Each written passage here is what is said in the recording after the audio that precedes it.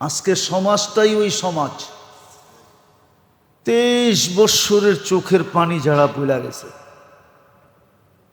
আরশের স্মরণ যারা ভুলা গেছে, যিনি আরশে যে উম্মতকে ভোলেন নাই, ফাতেমা ভুলা গেছে, হাসান ভুলা গেছে, হোসাইন ভুলা গেছে, আলী ভুলা গেছে, নিজের ফ্যামিলি ভুলা গেছে, নিজের সন্তান ভুলা গেছে, সব ভুলা গেছে, কিন্তু উম্মত বলেন নাই। যাদের জন্য চোখের পানি গড়াইতে গড়াইতে ঢালতে ঢালতে ঢালতে দুনিয়ার থেকে চলে গেছে, যাদের জন্য এখনো চোখের পানি ঝরান,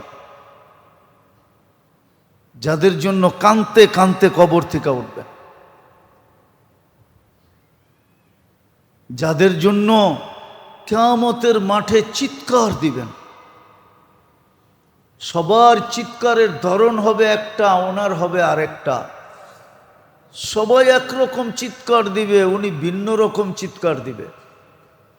সবাই চিৎকার দিবে নাফসি নাফসি, সমস্ত ফেরেশতারা চিৎকার দিবে সাল্লিম সাল্লিম, আর উনি শুধু চিৎকার দিবে উম্মতি উম্মতি উম্মতি। আজকে উনি আমাদের ভিতরে অপরিচিত। যুবকও পছন্দ করে না, যুবতীও পছন্দ করে না, নারীও পছন্দ করে না, পুরুষও পছন্দ করে না, কোনো শ্রেণীর মানুষ পছন্দ করে না। সায়াউদু কামা বাদা, একদিন অপরিচিতদের ভিতরে আমি অপরিচিত ছিলাম, ওটা মাইনা নেওয়া যায়, ওই অপরিচিতর ভিতর থেকে বাহির হয়েছি। কিন্তু একদিন আসবে সায়াউদু কামা বাদা, হ্যাঁ, আমার মানুষের মাঝেই আমি অপরিচিত হয়ে যাব। যাদের জন্য সব কিছু বিলীন করে দিলাম, তাদের মাঝেই আমি অপরিচিত হয়ে যাব, তারাই আমার দ্বার দাঁড়বে না। মনে উঠলো হাদিস, এই জন্য বলতেছি। তখন আল্লাহর রসুল বলছে,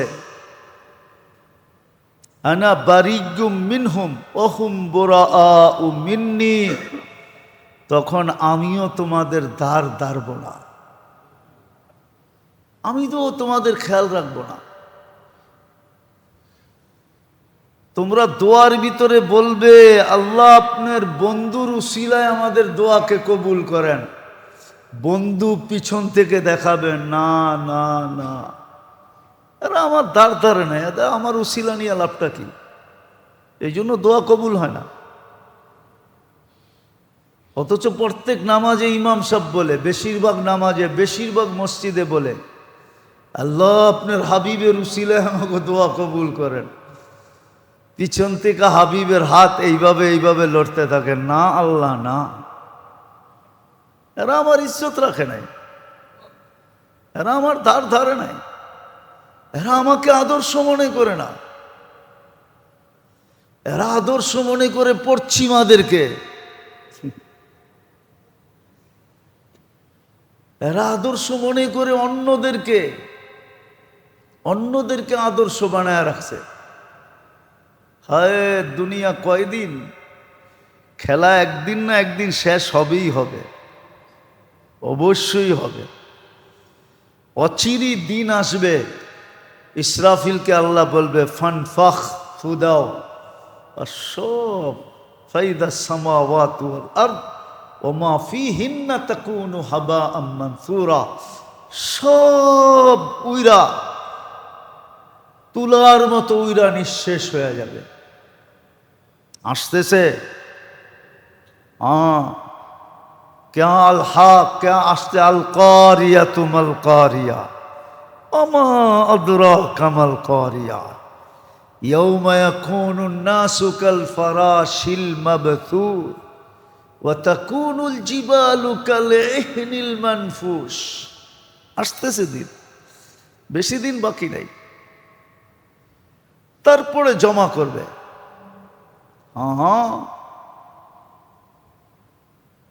তারপরে জমা করবে, তারপরে দাঁড় করাবে, প্রশ্ন উত্তর হবে। ওই দিন বোঝা যাবে কত দানে কত চাউল। ওটারও চিত্র, ইয়াউমা ইয়াফিরুল মারউ মিন আখি ওয়া উম্মিহি ওয়া আবি ওয়া সাহিবাতিহি ওয়া বানি লিকুল্লি ইমরিইম মিনহুম শানুন ইউগনি। ওই দিনও কিছু চেহারা থাকবে, ওটাই বলা হইতেছে উজুহুন ইয়াউমাইযিম মুসফিরা যাহিকাতুম মুস্তাবশিরা। ওই দিন কিছু চেহারা থাকবে, হাস্য চকচকে থাকবে। এমন না যে উচিত না, আমি মনে করতেছি না, উচিত। ওনার আবির্ভাব, ওনার জন্ম, কিন্তু সবচেয়ে বড় যেটা, সেটা হলো ওনার আদর্শ। এই জন্যই আল্লাহ রসুল বড় আক্ষেপে বলছেন বাদাদ্দিনু গরিবা। যখন সারা দুনিয়ার মানুষ সীমারেখা অতিক্রম করে চলে গেছিল, মানুষ মানুষ ছিল না, অন্ধকারে ডুবে গেছিল। বাকি দুটা তো ছিলই না, কমসে কম মানুষ মানুষ ছিল না। জানোয়ার থেকে অধিক, জানোয়ারের থেকেও অদম ছিল। তখনই আমি আসছি বাদাদ্দিনু গরিবা। আর একদিন আসবে, ওটা তো আমি অপরিচিতদের ভিতরে অপরিচিত ছিলাম, অপরিচিতর ভিতর থেকে বাহির হয়েছে না। আমার ধার ধারবে না, আমাকে ইজ্জত করবে না, আমাকে সম্মান করবে না, আমার খেয়াল রাখবে না, আমার সমস্ত কষ্ট যারা ভুলা যাবে, কোনো পরোয়াই করবে না। আর আজকেই ওই দিনটা, উজুহুন ইয়াউমাইযিম মুসফিরা যাহিকাতুম মুস্তাবশিরা, হাসতে থাকবে। আর সুসংবাদ এদের উপরে বর্ষিত হইতে থাকবে। থাকবে কিছু লোক, ওটাই বুঝাইতে চাইতেছি। মুহাম্মদুর রাসূলুল্লাহ সাল্লাল্লাহু আলাইহি ওয়াসাল্লামের মতো হাস্তি কেন আসলেন? যদি মানুষ থাকতো তাহলে আল্লাহ কেন বলতো মানুষকে উলাইকা কাল আনআম? এগুলো একটাও মানুষ না, সব জানোয়ারে রূপান্তরিত হয়ে গেছে। বালহুম আদাল, বরং এর চেয়েও নিকৃষ্ট। চতুষ্পদ প্রাণী হলে তো ভালো হতো, চতুষ্পদ প্রাণীর চেয়েও নিকৃষ্ট হয়ে গেছে। এই জন্যই মনে হয় কিতাবে লেখা পাওয়া যায় যে শূকরও কখনো কখনো কোনো মানুষকে দেখা আল্লাহর কাছে অভিযোগ করে যে আমি যখনই ঘুমের থেকে উঠব, আমার প্রথম দৃষ্টিটা যেন এদের উপরে না পড়ে। কাইলা ইয়াকা আউয়ালা নাদার, আমার প্রথম দৃষ্টিটা যেন এদের উপরে না পড়ে। তাহলে মানুষ হিসাবে অস্তিত্ব, মানুষ হিসাবে প্রত্যাবর্তন, এটাই আল্লাহর দাবি আমাদের কাছে। তদ্রূপ মুসলমানের ঘরে জন্ম, মুসলমান হিসাবে আল্লাহর কাছে প্রত্যাবর্তন বা ফিরা যাওয়া বা আল্লাহর কাছে উপস্থিত হওয়া, এটা আল্লাহর দাবি। বলবেন মুসলমানের ঘরে জন্ম নিলাম, আবার মুসলমান থাকবো না, এটা আবার কেমন কথা? হ্যাঁ, মুসলমানের ঘরে জন্ম নিলেই মুসলমান হয় না। যদি হইতো তাহলে কোরআনে এই কথা কোনোদিন আসতো না, ওয়ালা তামুতুন্না ইল্লা ওয়া আনতুম মুসলিমুন। এটা মুসলমানদেরকে আল্লাহ বলছেন, ইয়া আইয়ুহাল্লাযীনা আমানুত্তাকুল্লাহ হাক্কা তুকাতিহ ওয়ালা তামুতুন্না ইল্লা ওয়া আনতুম মুসলিমুন। মুসলমানকে আল্লাহ সম্বোধন করছেন, তোমাকে মুসলমানের ঘরে জন্ম দিছি, বিদায় তুমি মুসলমান হইয়া মুসলমান অবস্থায় আইসো। ইসলামে যেন কোনো দাগ না লাগে।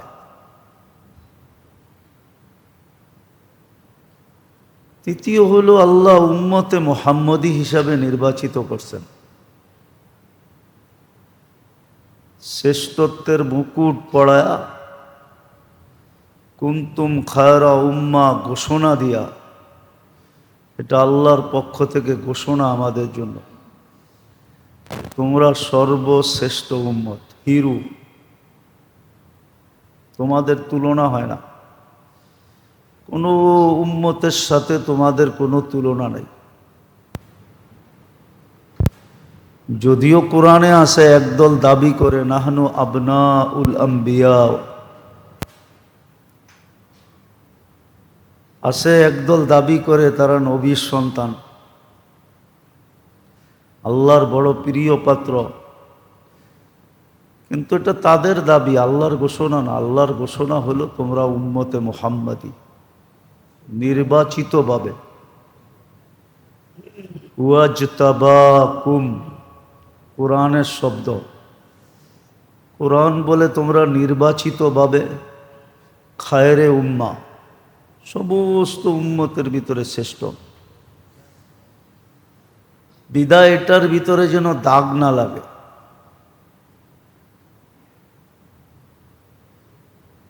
তাইলেই মর্যাদা অক্ষুণ্ণ থাকবে।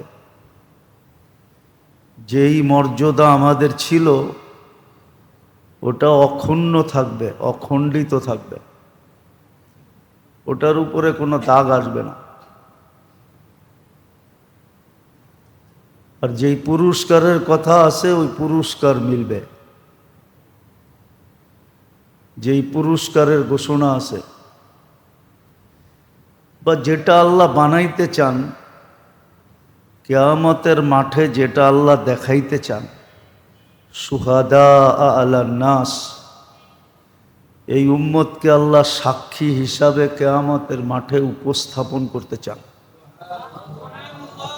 দাঁড় করাইতে চান।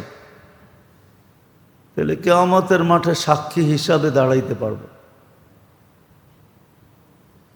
হ্যাঁ, বিচার কিন্তু সাক্ষীর হয় না, আসামির হয়। তাইলে আমি বিচারের বাহিরে থাকব, আমার বিচার হবে না, আসামির বিচার হবে। যে আসামি তার বিচার হবে, সাক্ষীর কিন্তু বিচার হয় না। সাক্ষীর মর্যাদা ভিন্ন থাকে। আর যদি ওই সাক্ষী সরকারি সাক্ষী হয়, রাজ সাক্ষী যাকে বলে, সরকারের পক্ষ থেকে যদি সাক্ষী হয়, তাহলে এটা আরো মর্যাদাশালী। এর মর্যাদার বর্ণনা কেউ দিতে পারবে না। কেননা সাক্ষীকে টিকায় রাখার জন্য যত ধরনের ফ্যাসিলিটি আছে সব সরকারকে দিতে হয়, এমনকি তার ভরণ পোষণও দিতে হয়, তার সুরক্ষাও দিতে হয়, তাকে রক্ষণাবেক্ষণও করতে হয়, তাকে হেফাজতও করতে হয়। সাক্ষীর উপরে যেন কেউ আঙ্গুল না দেয়, এরকম প্রটোকলও সাক্ষীকে দিতে হয়। তো কিয়ামতের দিন আমরা আল্লাহর পক্ষে সাক্ষী হিসাবে দাঁড়াব। বিদায় কিয়ামতের মাঠ দেখবে যে আমাদের মর্যাদাটা কত বড়। তাহলে তিনটা জিনিসকে অক্ষুণ্ণ রাখতে হবে। মানুষ হিসাবে অস্তিত্ব, নিজেকে মানুষই রাখতে হবে। যদিও আমরা অস্তিত্ব মানুষ হিসাবে, আজকে তাকাইলে দেখা যায় আমরা মানুষ নাই। হ্যাঁ, আমরা মানুষ না। কেননা মানুষের একটা সংজ্ঞা আছে, মানুষকে, কাকে মানুষ বলে, কতটুক মানবতা আমাদের ভিতরে আছে, এটা ভালো মতে তাকাইলেই বোঝা যায় আমাদের ভিতরে মানবতা কতটুকু আছে। মানুষ হিসাবে জন্ম, সমাজ আমাদেরকে মানুষ বলে, আদম শুমারিতেও আমরা মানুষ, আইডি কার্ড পাসপোর্টেও আমরা মানুষ, কাগজপত্র দলিলেও আমরা মানুষ। কিন্তু আসল প্রশ্ন হলো আল্লাহর কাছে আমি মানুষ কিনা, এটা হলো প্রশ্ন। আল্লাহ আমাকে মানুষ বলে কিনা, আল্লাহর কাছে আমি মানুষ কিনা। কিন্তু আল্লাহর দাবি হলো মানুষ। মানুষ যে হবে জমিনে যতদিন থাকবে, তো কোরআনের ঘোষণা হলো উলাইকা খায়রুল বারিয়া, জমিনের বুকে আর উপরে শ্রেষ্ঠ কেউ নাই।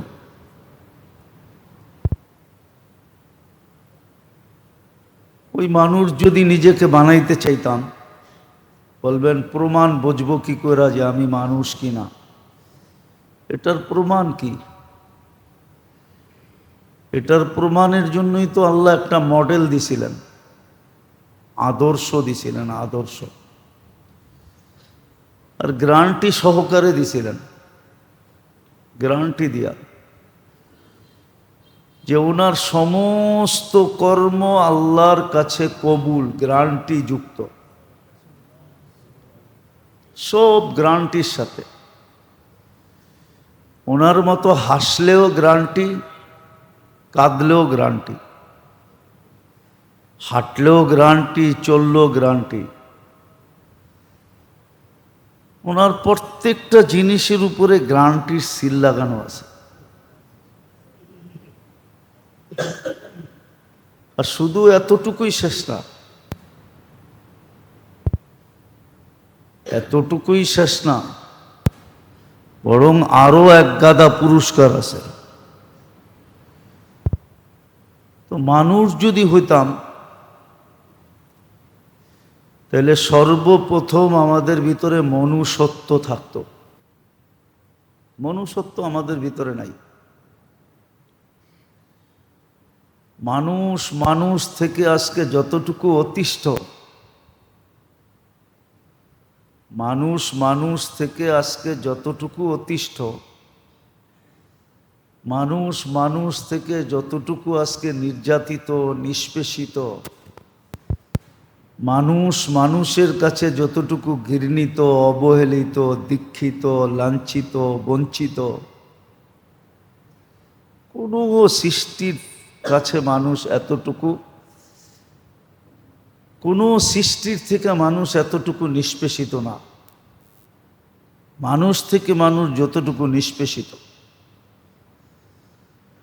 মানুষ যদি মানুষ হতো, তাহলে মানুষ মানুষের হাতে নিষ্পেষিত হতো কেন? লাঞ্ছিত হইতো কেন? মানুষ মানুষের দ্বারা কষ্ট পাইতো কেন? মালিক পক্ষ চাকরের উপরে বিরক্ত হতো কেন? চাকরিজীবী মালিক পক্ষের উপরে বিরক্ত হতো কেন? বুঝা গেল মানুষত্ব নাই। মানুষকে মানুষের মতো মানুষ বানানোর জন্য আল্লাহ এক মডেল পাঠাইছিলেন। মুহাম্মদুর রাসূলুল্লাহ সাল্লাল্লাহু আলাইহি ওয়াসাল্লামের আগমন এই জন্যই। উনার আগমনের উদ্দেশ্য এটাই ছিল, মডেল হিসাবে ওনাকে আল্লাহ, আদর্শ হিসাবে আল্লাহ ওনাকে প্রেরণ করছেন। মানুষ যেন মানুষের সীমানার ভিতরেই থাকে, মনুষ্যত্বের যে একটা সীমা রেখা আছে এর বাহিরে যেন সে না যায়, এটা শেখানোর জন্য। মানুষ যেন ওনাকে দেখা নিজেকে মানুষের মতো মানুষ বানায়। ঢুকার পরও চিরদিন সালাম পাইতে থাকবে। তো মানুষকে মানুষের মতো মানুষ বানানোর জন্যই মুহাম্মদুর রাসূলুল্লাহ সাল্লাল্লাহু আলাইহি ওয়াসাল্লামের আদর্শ ছিল। আর শ্রেণী বিভক্তভাবে ছিল। আল্লাহর রসুল জন্ম লগ্ন থেকে নিয়ে শৈশব পর্যন্ত এটা বাচ্চাদের জন্য আদর্শ ছিল। মা বাবা বাচ্চাদেরকে এই আদর্শ শিখাবে। আবার যখন প্রাপ্ত বয়স্ক হবে, যৌবনে পা দিবে, তো বৃদ্ধ হওয়া পর্যন্ত এই সময়টা যুবকদের জন্য আদর্শ ছিল। যুবক শিখবে, সমাজ তাকে শিখাবে, মা বাবা তাকে শিখাবে যে তোমার যৌবনটা এইভাবে কাটবে, এই হইল তোমার যৌবন কাটানোর আদর্শ। আবার যখন বিয়ে শাদী করবে, বয়স বাড়তে থাকবে, বৃদ্ধদের জন্য আল্লাহর রসুল আদর্শ। অর্থাৎ প্রত্যেক ব্যক্তির জন্য আদর্শ, এমনকি রাখাল থেকে নিয়া রাষ্ট্র পরিচালনা পর্যন্ত। আল্লাহর রসুলও বকরি চড়াইছেন, রাখাল ছিলেন। রাখালও যেন আদর্শ খুঁজে পায়। প্রত্যেক ব্যক্তির জন্য আদর্শ ছিলেন। একটা মানুষের উপরে যতগুলা স্তর আসে,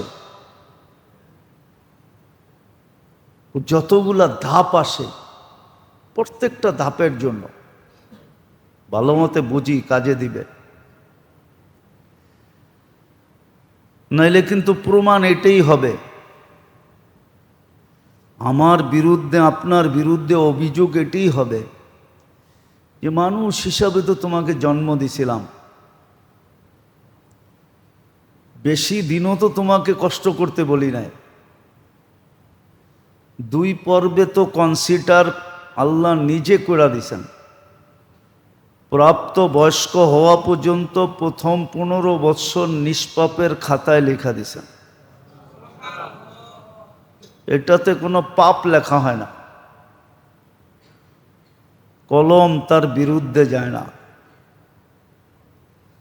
পাপ হইলেও পাপ লেখা হয় না, নিষ্পাপ। দ্বিতীয় কনসিডার হলো যতক্ষণ ঘুমায় ততক্ষণ কলম বিরুদ্ধে কিচ্ছু লেখে না। তাহলে এই সময়ও লম্বা একটা সময় চলে যায়, 4 ভাগের 1 ভাগ ঘুমে চলে যায়। 12-12.5 বৎসর ঘুমের ভিতরে চলে যায়। অল্প সময় শুধু হাতে থাকে, 60 বৎসর 70 বৎসরের ভিতরে অল্প সময় হাতে থাকে, 50% থেকে একটু বেশি। এই সময়টাই নিজেকে মানুষের পরিধির ভিতরে রাখা, যাতে মানুষের পরিধির থেকে বাহির না হয়ে যায়। কালকে যদি বলে মানুষ তো আমি আমার ইচ্ছায় তোমাকে বানাইছিলাম, তুমি তোমার চেষ্টা দ্বারা শুধু এতটুকু করা দরকার ছিল যে তুমি যেন পরিধির ভিতরে থাকো, সীমা রেখা যেন অতিক্রম না করো, বর্ডার যেন ক্রস না হয়, এতটুকুই তো তোমার জন্য করণীয় ছিল। তখন উত্তরটা আমি কি দিব? আর উত্তরও বলে দেওয়া আছে, শুধু হায় হায় বলতে থাকবে, হা হা হা লা আদরি, এই চিৎকার দিতে থাকবে যে এমন যে ঘটবে আমি তো ভাবতাম না, জানতাম কিন্তু ভাবতাম না যে এমনও ঘটবে। এটার জন্যই আমাকে কাঠগড়ায় দাঁড় হইতে হবে, অপেক্ষা করতে হবে, এই কষ্টের শিকার হইতে হবে। এটা তো আমার ভাবনায় ছিল না। ঠিক দ্বিতীয় ধাপ হলো, দ্বিতীয় যেটা বলতেছিলাম, মুসলমানের ঘরে যে আল্লাহ জন্ম দিছেন, দাবি এটাই ছিল মুসলমান হিসাবে আসুক, বর্ডার যেন ক্রস না হয়, সীমারেখা যেন অতিক্রম না করো। কানে ধ্বনিও দেওয়া হয়েছিল, ওয়ালা তামুতুন্না ইল্লা ওয়া আনতুম মুসলিমুন, মুসলমানের ঘরে জন্ম বিদায়ী যে তুমি মুসলমান থাকবে তা না, তোমাকে মুসলমানের ঘরের ভিতরে রাখতে হবে, পরিধির ভিতরে রাখতে হবে। হ্যাঁ, সত্য এটাই যে তিনটার কথা বলতেছিলাম পয়েন্ট। যদি বাস্তবেই আমি আদর্শকে সামনে রেখা নিজেকে এই তিনটার উপরে উঠাইতে পারি, মানুষের মতো মানুষ বানাইতে পারি, মুসলমানের সীমা রাখা আমার ভিতর থেকে কখনো অতিক্রম না হয়, আর বাস্তবিকই যদি আমি উম্মতে মুহাম্মদী নিজেকে প্রমাণ করতে পারি যে আমি উম্মতে মুহাম্মদী, আমাকে দেখলেই যেন কেউ চিনে, তাইলে সত্য এটাই, ফুল যতক্ষণ পর্যন্ত না ফোটে ততক্ষণ পর্যন্ত আকর্ষণের পাত্র হয় না, আর ফুল যখন ফুটা যায় আর ঘ্রাণ যখন ছড়াইতে থাকে তখন মানুষ তাকে টোকাইতে থাকে যে কোন জায়গার থেকে ঘ্রাণটা আসে, মানুষ খুঁজা বাহির করে। যারা ফুলে আসক্ত, কিছু লোক আছে ফুলে আসক্ত, ফুল ভালোবাসে, ওরা যত কষ্টই হোক না কেন ওই পর্যন্ত তাদের হাত পচে, তারা খুঁজা বাহির করে। আল্লাহ রসুলের কথাও এটাই যে তিনটা যদি ঠিক থাকলো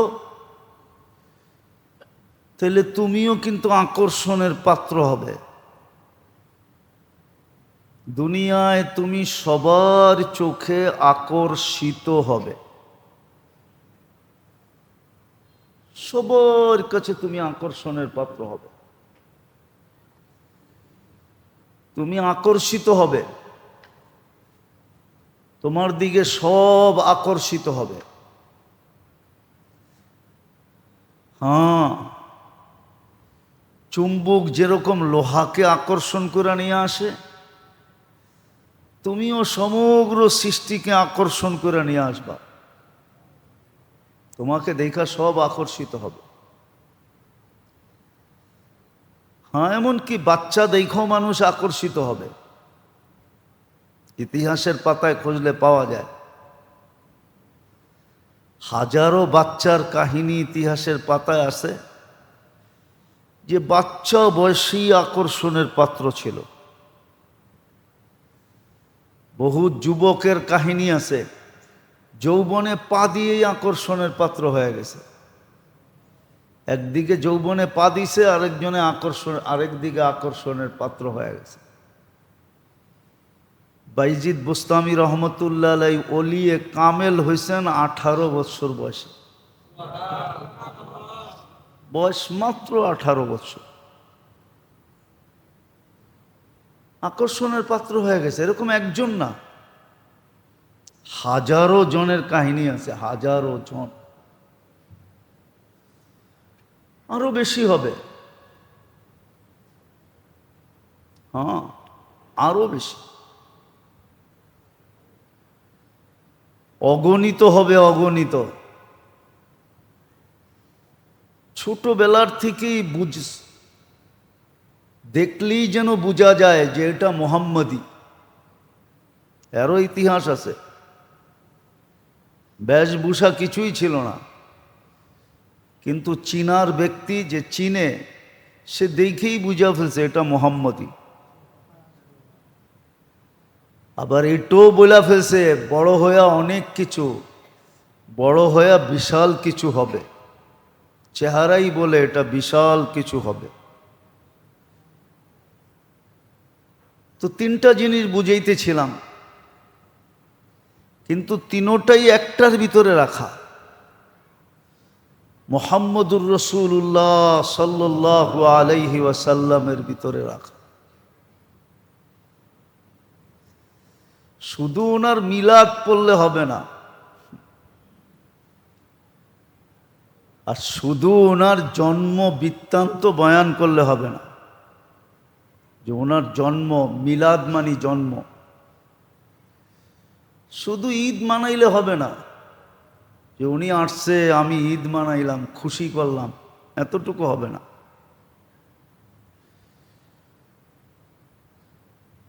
ওনার জন্ম কেন এটা দেখতে হবে, কেন উনি আসলেন, কেন আল্লাহ ওনাকে পাঠাইলেন, কি কারণে পাঠাইলেন, কি কারণে উনি আসলো, 63 বৎসর এত কষ্ট কেন সহ্য করলেন,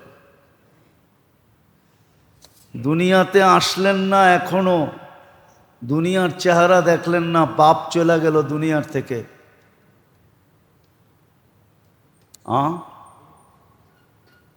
বাপ চলে গেল দুনিয়ার থেকে,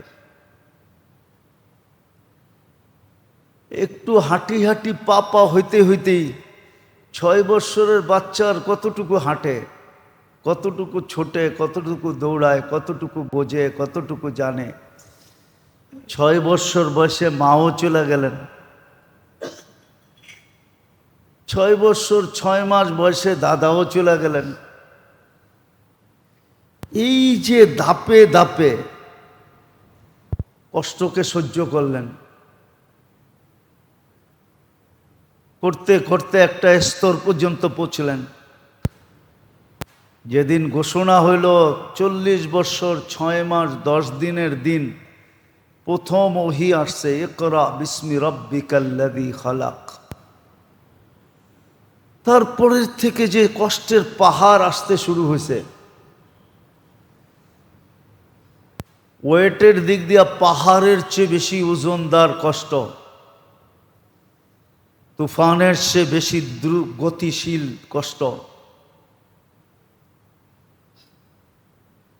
23 বৎসর টানা সহ্য করলেন। কেন? অথচ যিনি সৃষ্টির সর্দার,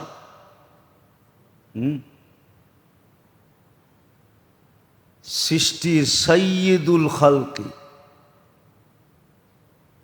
সৃষ্টির সর্দার যিনি, এই জন্য তো কিতাবওয়ালারা লেখেন উনি যেই জায়গায় ঘুমায়া আছেন ওই মাটিটা বাইতুল্লাহ এবং আরশের চেয়েও দামি। আর যুক্তি হইল এটা, বাইতুল্লাহ মখলুক, আরশ মখলুক।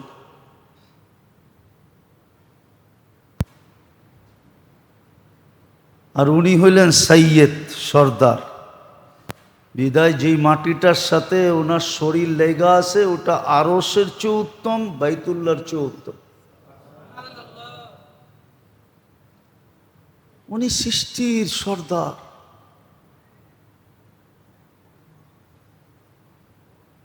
হ্যাঁ, যাকে আল্লাহ উঁচা করতে করতে করতে করতে ওয়ারাফা'না লাকা যিকরাক, আপনার মর্যাদা উঠতে উঠতে উঠতে আলেম ওলামা মুফতি মুহাদ্দিস মুফাসসির নবী রসুল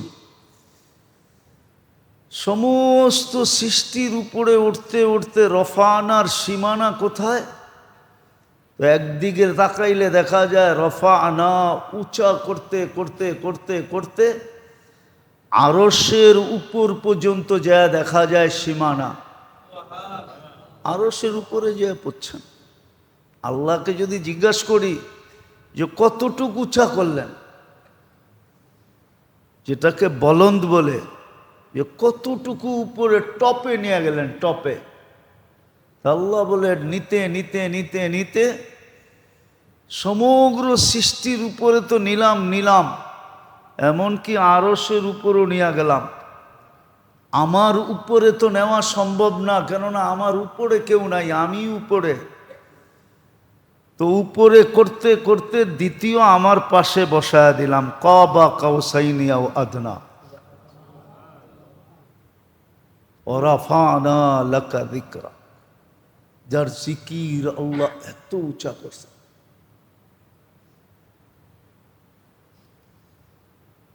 এত উঁচা করছেন, যার জিকির, যার জিকির এত উঁচা। ওনার উপরে এত কষ্ট হবে কেন?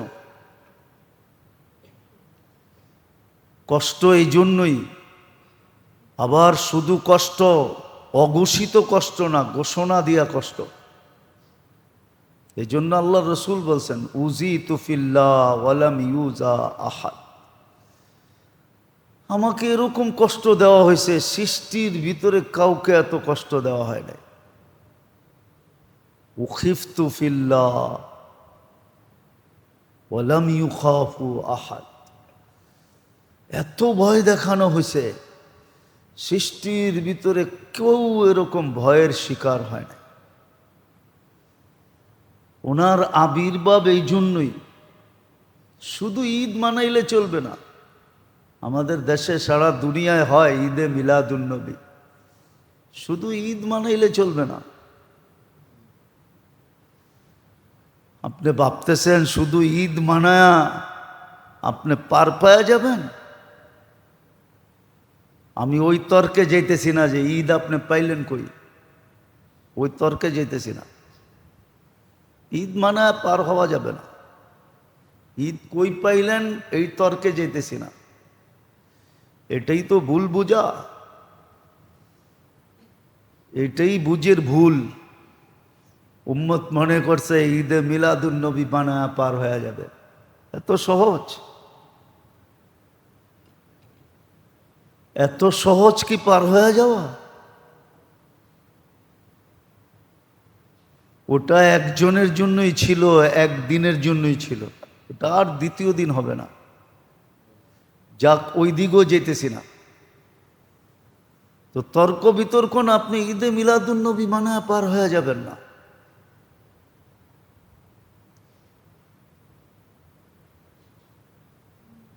যদিও এটা তর্ক বিতর্কের বিষয়, আর আমারটা বুঝলে হ্যাঁ ওর বুঝে আসবে। যেমন আমরা সবে কদরের জন্য বৎসরে একটা রাত্রের অপেক্ষায় থাকি, ঠিক না? হ্যাঁ, বুঝি না দেখা। যদি বসতাম তাহলে ওই শেখ সাদি রহমতুল্লাহের কথা সত্য হতো, হামা সবে কদর আস্ত আগর কদর দান। প্রত্যেকটা রাত্রকেই সবে কদর বানানো যায় যদি আমি মূল্যায়ন জানি, পদ্ধতি জানি, তাহলে প্রত্যেকটা রাত্রকে সবে কদর বানানো যায়। কিন্তু শর্ত হইল পদ্ধতি জানতে হবে, পদ্ধতি জানতে হবে, মূল্যায়ন থাকতে হবে। তাইলে কিন্তু প্রত্যেক রাত্রকেই সবে কদর বানানো যায়। এক রাত্রের জন্য অপেক্ষা করবে না,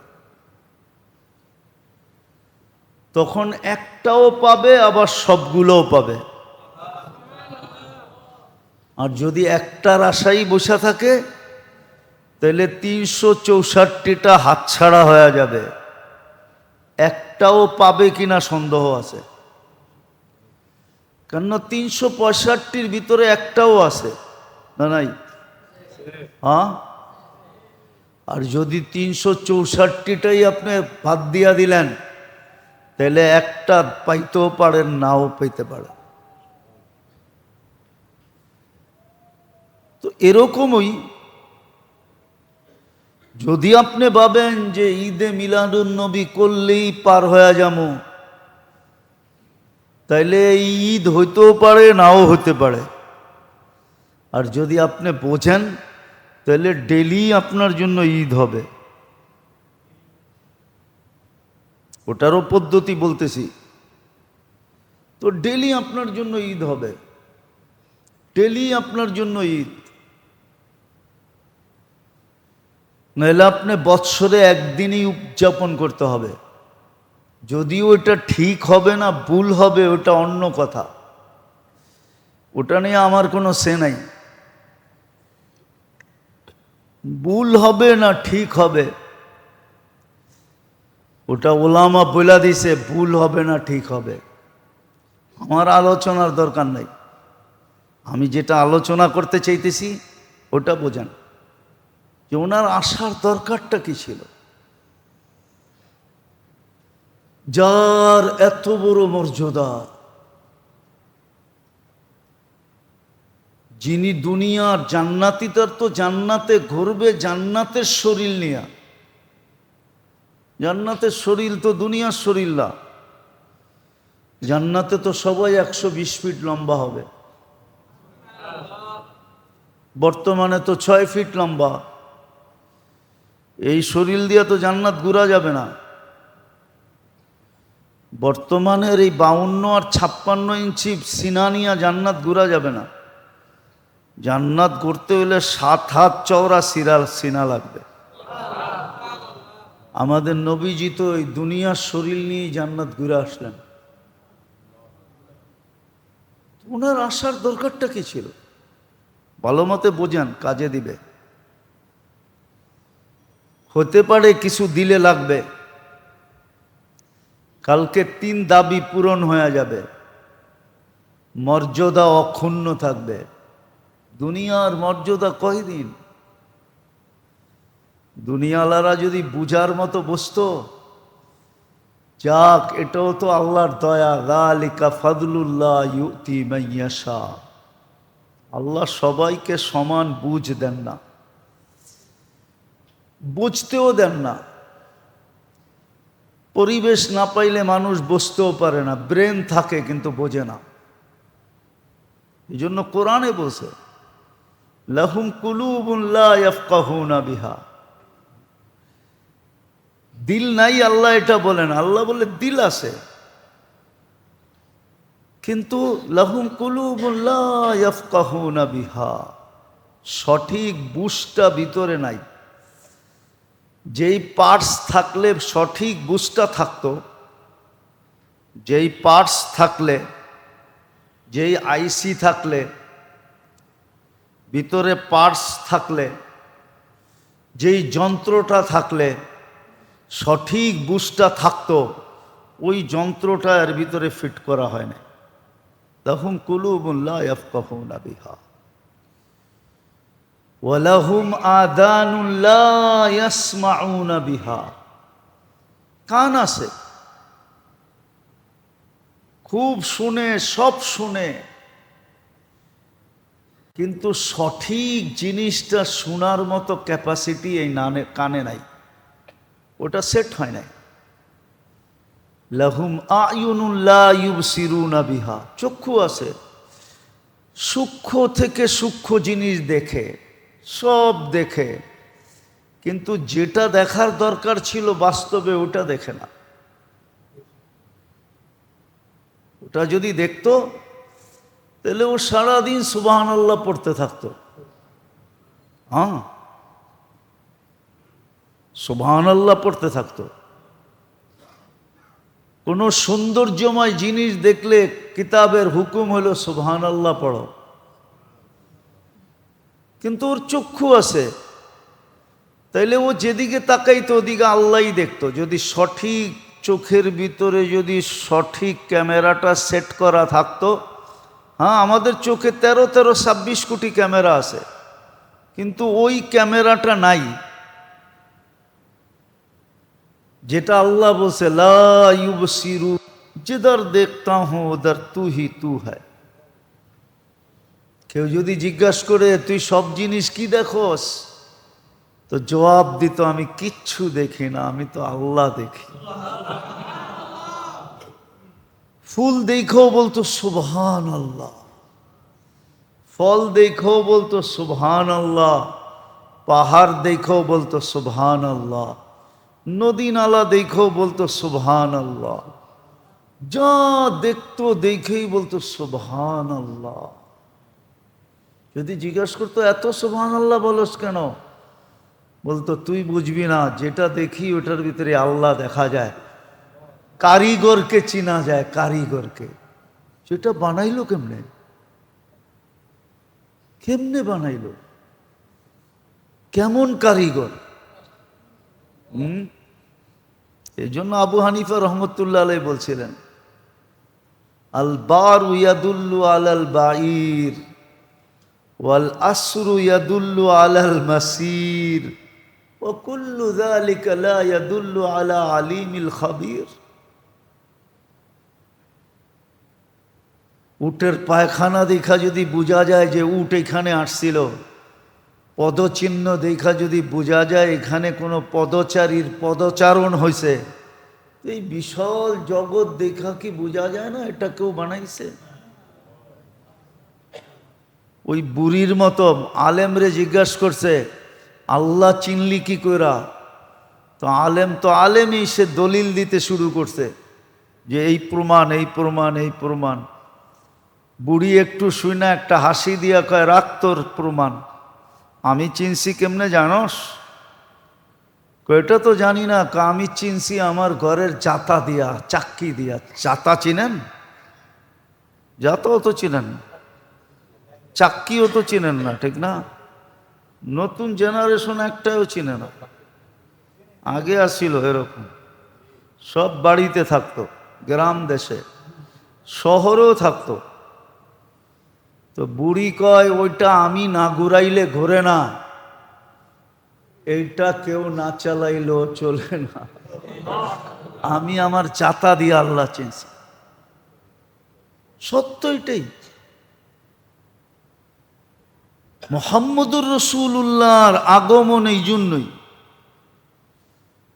যে যাকে আল্লাহ মানুষ হিসাবে জন্ম দিলেন সে যেন মানুষের সীমারেখার থেকে বাহিরে না যায়। মনুষ্যত্বের সবচেয়ে বড় আদর্শ মুহাম্মদুর রাসূলুল্লাহ।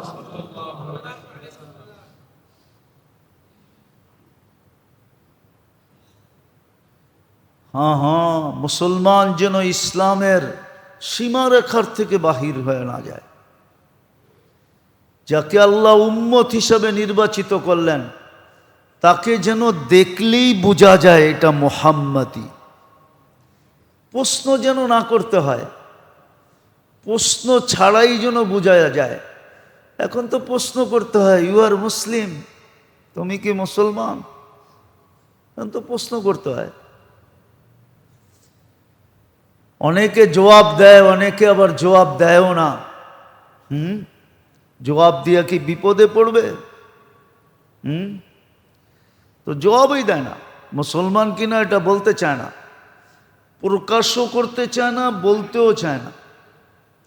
আবার আসে কেউ যে ইসলামকে গৌরবের বিষয় মনে করে, ও তো ফুটবল খেলার মাঠে দাঁড়ায়ও কয় আমি গর্বিত, আমি মুসলমান।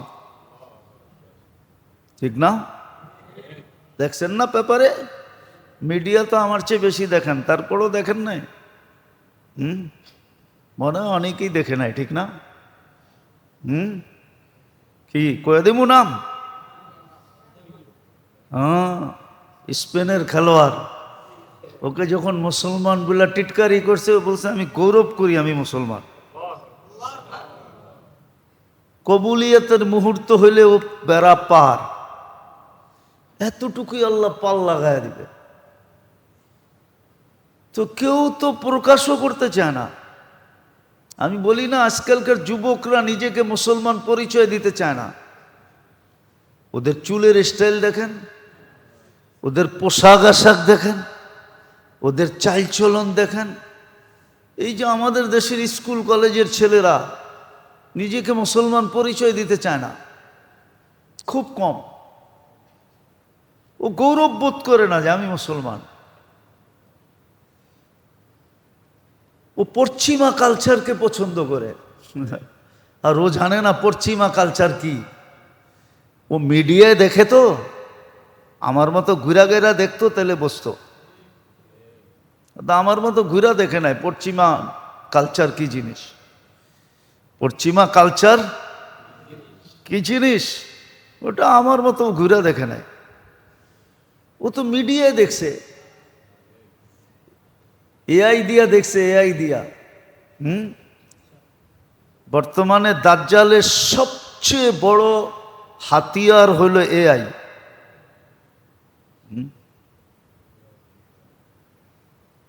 সবচেয়ে বড় পরিচয় এআই দিয়া দেখছে ও। এই জন্য ও গৌরব করে না, নাহলে ওর গৌরব করা দরকার ছিল যে আমি মুসলমান।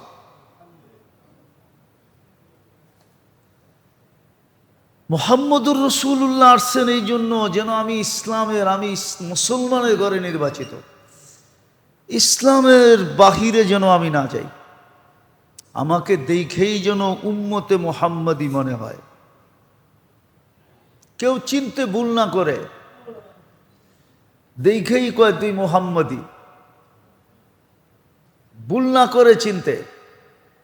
হ্যাঁ, সত্য এটাই। তো মুহাম্মদুর রাসূলুল্লাহর আসার উদ্দেশ্য এটা, আর কোনো উদ্দেশ্য নাই। হ্যাঁ, ওনার জন্ম আলোচনা হওয়া উচিত, এমন না যে উচিত না, আমি মনে করতেছি না, উচিত। ওনার আবির্ভাব, ওনার জন্ম, কিন্তু সবচেয়ে বড় যেটা, সেটা হলো ওনার আদর্শ। এই জন্যই আল্লাহ রসুল বড় আক্ষেপে বলছেন, বাদাদ্দিনু গরিবা।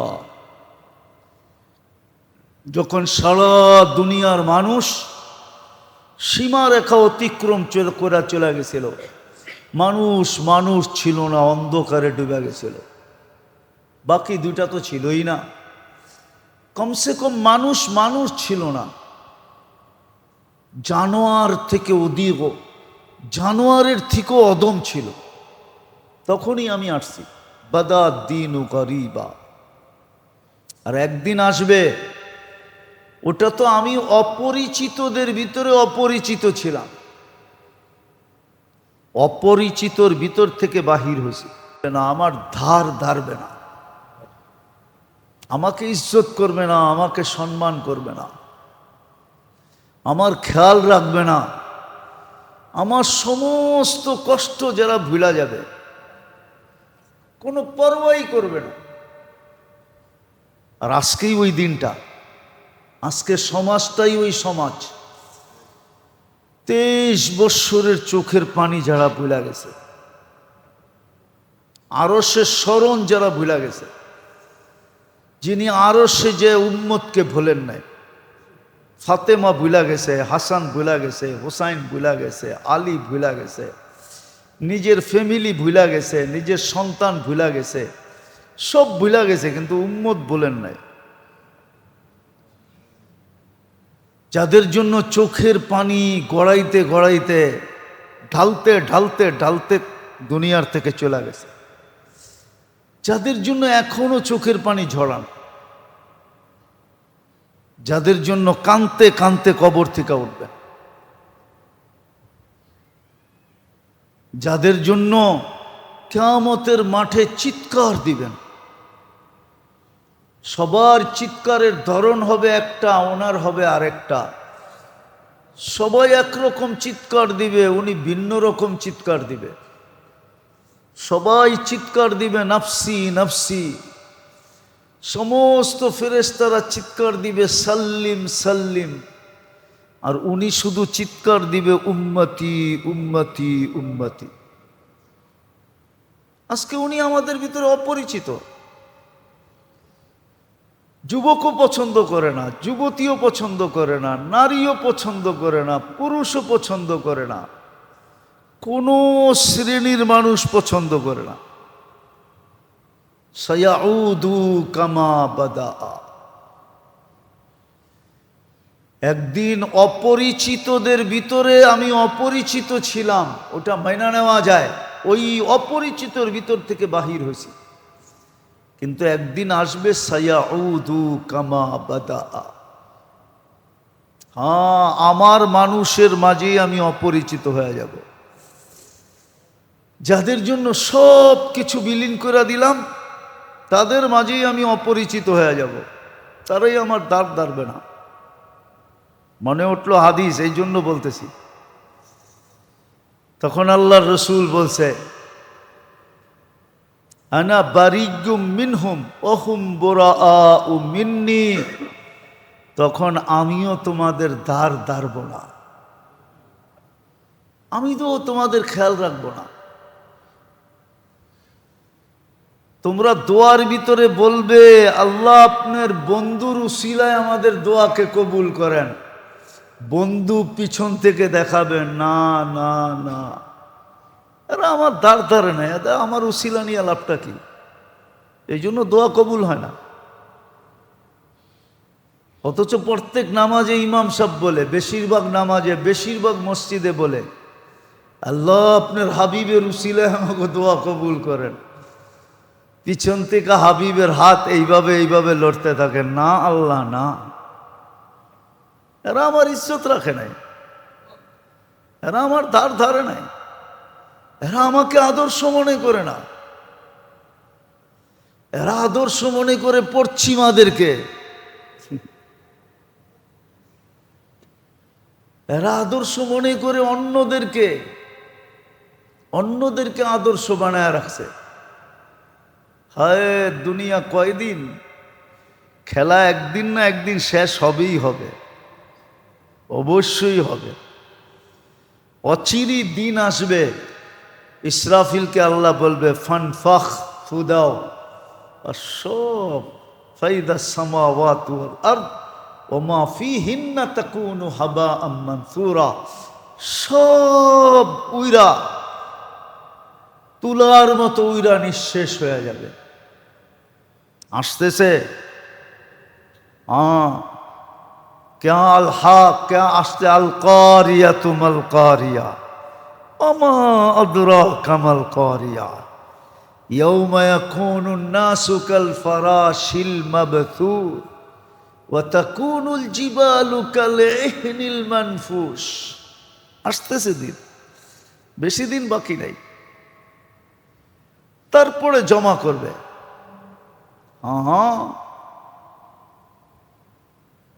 তারপরে জমা করবে, তারপরে দাঁড় করাবে, প্রশ্ন উত্তর হবে। ওই দিন বোঝা যাবে কত দানে কত চাউল।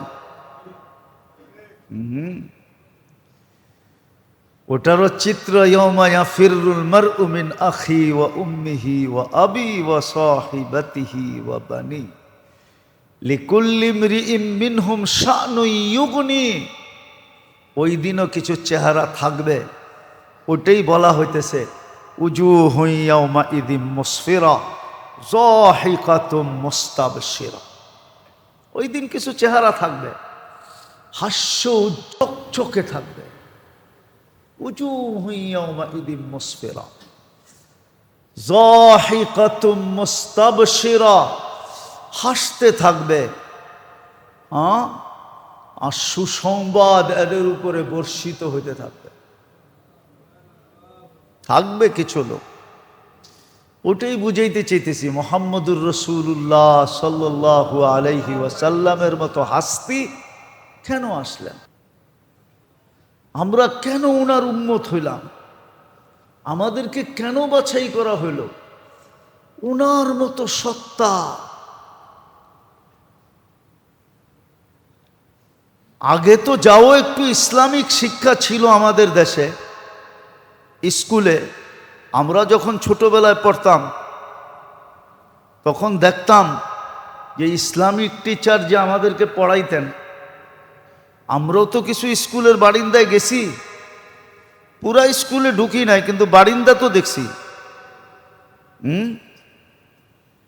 তো দেখতাম ছোটবেলায় ইসলামিক শিক্ষার ভিতরে অনেক কিছু ছিল।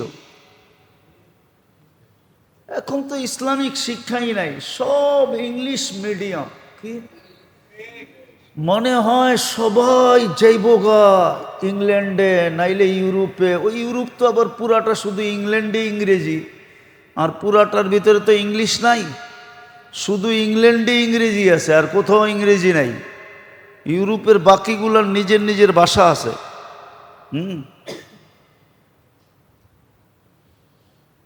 মনে হয় সব বাংলাদেশি চলে যাবে ইংল্যান্ডে, নাইলে নিউজিল্যান্ড, ওটাও ইংরেজি, নাইলে অস্ট্রেলিয়া, এটাও ইংলিশ, নাইলে আমেরিকা, ওটাও ইংলিশ, নাইলে কানাডা। মনে হয় সব ওইখানে চলে যাব। অপেক্ষা করেন আপনারা, চিন্তা করেন না, এরা চলে গেলে ক্যাশ খালি হয়ে যাব, তখন পুরাটাই আমগো গরিব গল্লিকা থেকে যাব। দেখেন না, বড় খাট হইলে আর একা ঘুমাইলে গড়ায় গড়ায় ঘুমানো যায়। খাট যদি বড় হয় আর যদি ওইটাতে একজন ঘুমায় তো কি, তখন আপনারা পুরা বাংলাদেশে গড়ায় গড়ায় ঘুমায়, কেননা থাকবে না তো কেউ। যেইভাবে ইংলিশ মিডিয়ামে পড়াইতেছে মনে হয় সব যেবোগা ইংল্যান্ডে, ঠিক না? নাইলে ক্যানাডা, নাইলে নিউজিল্যান্ড, নাইলে অস্ট্রেলিয়া, নাইলে আমেরিকা, ঠিক না? চলে যাব সব। আগে এক যুগে ছিল প্রাথমিক শিক্ষায় কিছু ইসলামের ছোঁয়া ছিল, এখন ওইটাও নাই, অতটুকুও নাই। কিচ্ছু জানতো আগে, এখন তো কিচ্ছু জানে না, কিচ্ছু জানে না, কসম খোদার। আর আরেকটাও দুঃখের বিষয় আছে, ইসলামের খেদমত আমাদের ভাষায় খুব কম হয়েছে। তাও ইদানিং হইতেছে কিছু লেখালেখি, কিছু বই পুস্তক, কিছু তর্জমা, অতীতে হয় নাই। যার কারণে আরবি এবং উর্দু এই দুই ভাষাভাষী যতই শিক্ষিত হোক না কেন, ওদের ভিতরে ইসলামের অনেকটা ছোঁয়া আছে। কেননা ইসলামের খেদমত এই দুই ভাষায়, আরবি তো আসল, দ্বিতীয় হলো উর্দুতে হয়েছে। এই জন্য মাঝে মাঝে আমরা দেখি দেশ বিদেশে, ওদেরকে দেখলে আর আমাদেরগুলাকে দেখলে হাসি লাগে, যে ওদের ভিতরে তো কমসে কম কিছু না কিছু হলেও আছে। আবার প্রশ্নের জবাব নিজের কাছেই খুঁজলে পাওয়া যায় যে ওদের ভাষায় তো আদি যুগ থেকে ইসলামের খেদমত হইতেছে, বিদায় ওদের ছোঁয়া লাগছে, আমাদের তো ছোঁয়া লাগে নাই। আমাদের তো বরং আন্দোলন করতে হয়। কি প্রাথমিক শিক্ষা, ইসলামিক প্রাথমিক শিক্ষা বাধ্যতামূলক করার জন্য আন্দোলন করতে হয়। কার কাছে আন্দোলন করতে হয়? মুসলমানের কাছে আন্দোলন করতেছে। তাইলে ওই কবির কথাই মনে উঠলো আমার, ঝিনুক থাকে তো পানির ভিতরে বটে, কিন্তু মুক্তা ফলানোর জন্য আরেকটা পানির দরকার হয়, যেটা আকাশ থেকে আসে। মুসলমান সরকার, মন্ত্রী মিনিস্টার মুসলিম,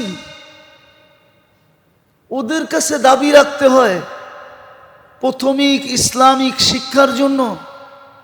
এর চেয়ে বড় দুঃখ আর কি হবে? আওয়াজ না বোঝেন আপনি, আওয়াজ দিলে কি হবে? এসি লাগানো, আওয়াজ বেড়ে যায় না? আপনি চিল্লাইলেই কি হবে? চিল্লান কি কম হইতেছে নাকি? যারা এখানে যে বলতেছেন, বাইরে যে বলবেন নো,